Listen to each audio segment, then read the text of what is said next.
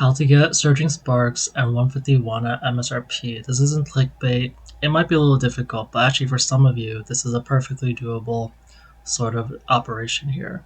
So this is a car. By the way, none of these images I took myself. I don't actually live near a vending machine. But you see here, there's a bunch of Surging Sparks booster boxes. There's some of the coveted rare 151 ETBs with the Snorlax, some booster bundles. I even see some Fusion Strike. I think those are sleeve blisters or something like that. Um, and so where do these come from? So these come from Pokemon vending machines, which kind of look like this. This is kind of the best image I could find. I have a few other images, but they don't do so well. And you can see the prices are MSRP. If I can zoom in maybe a little bit for you guys, like Surging Sparks 161, All Lights Booster Box 161.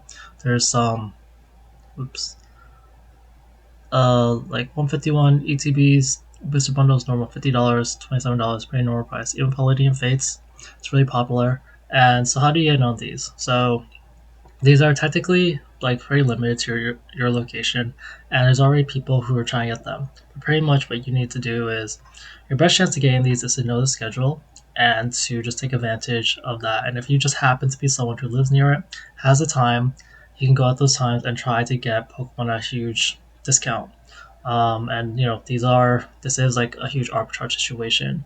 It might not be worth your time. It might be worth your time, but it's definitely worth like potentially a lot of money because the Surgery Sparks booster boxes just hit around 250, and the 151 ETPs they're around one. Actually, yeah, that's about 150 as well if you include the shipping. So that's like pretty crazy. Or did I say 150 or 250? Whatever.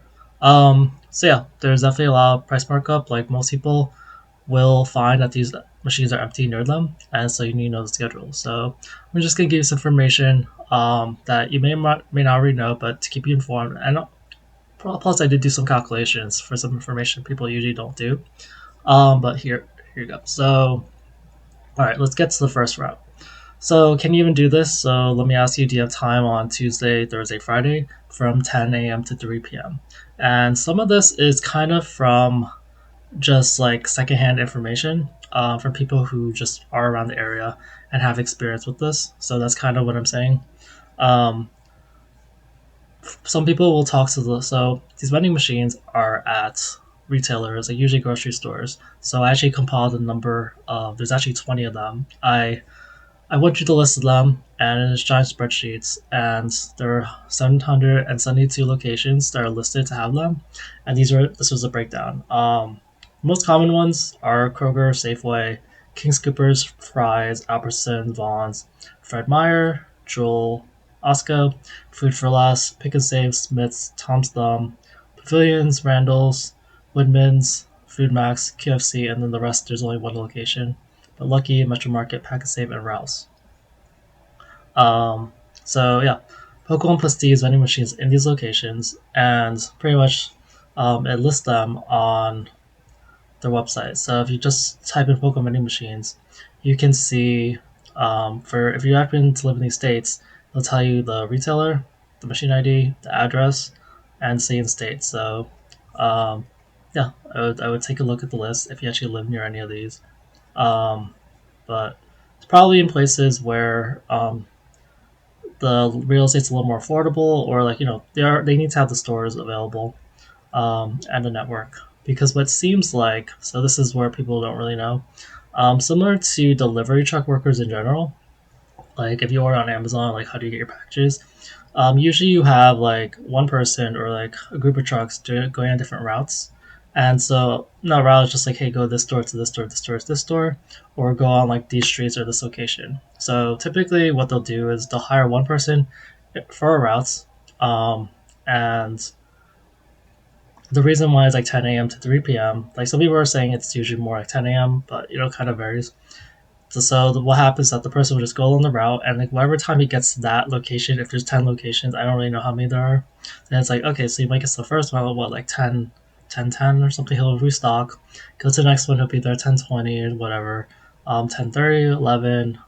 So depending on where you're on the route, that's where he'll be, and that's where he'll restock. So since these things are so competitive and people are already doing this is going to become more common information anyway. But before that happens, like this is your kind of chance to get in on these. And since these do happen, it seems like they probably happens at least like once a week. I don't know the exact day, but you do continuously have a chance to get these things at MSRP. Um, I feel like the information is getting more common. I've heard of vending machines earlier this year, but I didn't know much about them. Um, but yeah, you pretty much have to get to know your schedule. Maybe it's consistent, maybe it's not. But this is kind of found by asking like the workers at the store, or if they happen to catch the person restocking the machine, they can do it.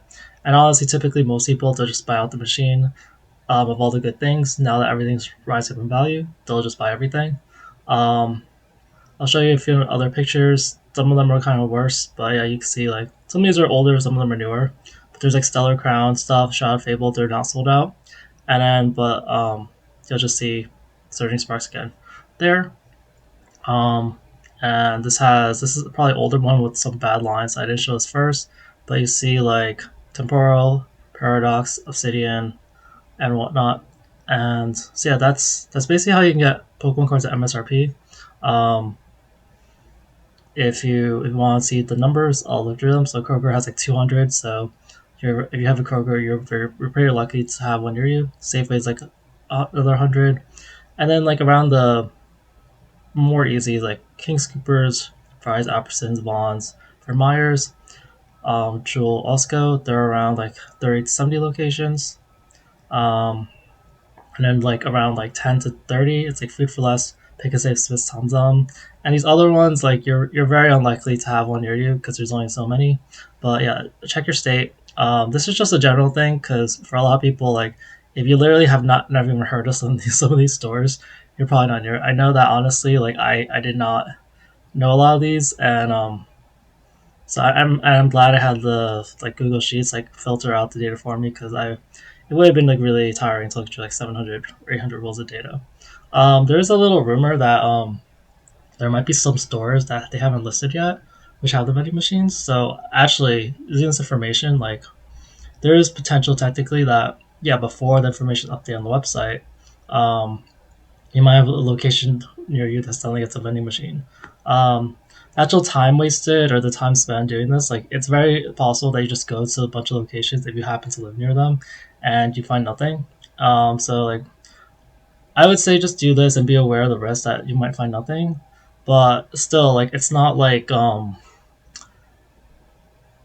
Pokemon Center, which once they resell, like in recent times, once Pokemon resells, they don't really restock anymore. But in these vending machines, they'll just keep restocking them. So, you know, it seems like it's kind of worth it for some people. And there's definitely, yeah, as I said before, like you'll get big holes like this a lot of times. And like if I just look at this, like you could probably sell these Surgeon Stars booster boxes for like 180 to 200, 220. Like I know market price is 250. I'm just counting for like okay, realistically, how do you sell them? So you'll make like let's say $24 a piece. That's like $200 right there. And the ETBs they're worth like $100 more. Let's say you sell them for like 50 or $70 a piece extra. So above market price. So it's like 350. That's $550. The bundles, it's usually about half. Let's just say you get $15 each to be safe. One, two, three, four, five, six, seven, eight, nine. Let's just say there's like 12. 12 times 15 is like 180. So let's say your running total is about like let's say $700. And then the Fusion Strike ones are probably gonna be harder. Maybe you could just dump them all. Um, but yeah, I don't really remember the current market price of Future Strike, but it's getting more expensive. So like just one trip will can net you like $500 to $1,000 worth of value. So this is kind of arbitrage situation. Like um, anyway, so I know that like not everyone would like this sort of thing, but yeah, I mean not everyone who I feel like not everyone who's gonna buy the machines are kind of scalpers. Some people just really have a hard time getting products. So even if you're the type of person who just wants like a couple of things, like it really is like very expensive to buy Pokemon cards nowadays. So I'm just happy to spread the word and have people have this opportunity. All right, thanks. Have a good day. Bye.